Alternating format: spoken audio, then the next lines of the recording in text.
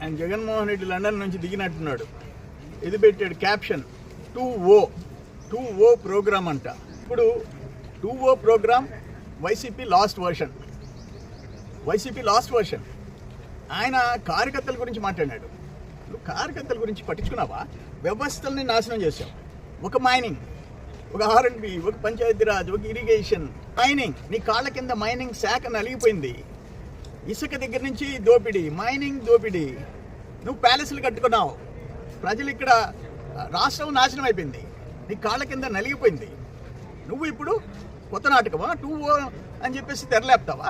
ఎవరు నమ్ముతారు నిన్ను అని అడుగుతున్నా నేను. ఈరోజు తెలుగుదేశం వచ్చింది, కాన్ఫిడెన్స్ వచ్చింది, కూటమి ప్రభుత్వం వచ్చింది. లక్షల కోట్ల పెట్టుబడికి ఇన్వెస్టర్స్ వస్తున్నారు. వాళ్ళు కూడా నీ ఓటోళ్ళని చూసి ఇంకా జగ్గుతున్నారు. ఇన్వెస్టర్స్ వస్తున్నారు, లక్షల కోట్లు. నీ పరిస్థితి ఏంది? లాస్ట్ 5 years ఏం చేసావు నువ్వు? అరే నా జీవితంలో నా మీద క్రిమినల్ కేసు లేదు. మీ నాయన ఉన్నప్పుడు పాపం అసెంబ్లీలో బయట ఎదుర్కొంటే నా మీద కేసులు పెట్టలే. మా మీద పెట్టావు. చంద్రబాబు నాయుడు గారి దగ్గర నుంచి కార్యకర్తల దాకా జైలుకి పంపించావు. నువ్వు మాట్లాడతావా?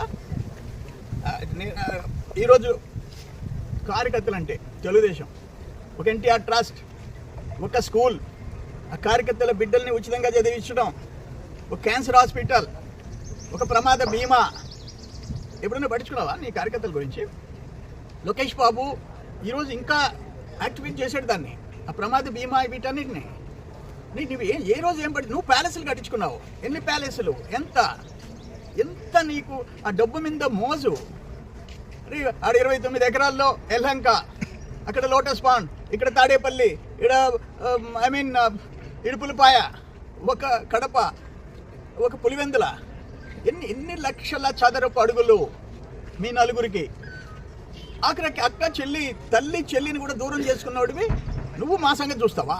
తెలుగుదేశం వాళ్ళ సంగతి చూస్తా. నీ సంగతి చూసుకో. నీ పార్టీ క్లోజ్ అయిపోకుండా చూసుకో. ఆ తర్వాత మా సంగతి.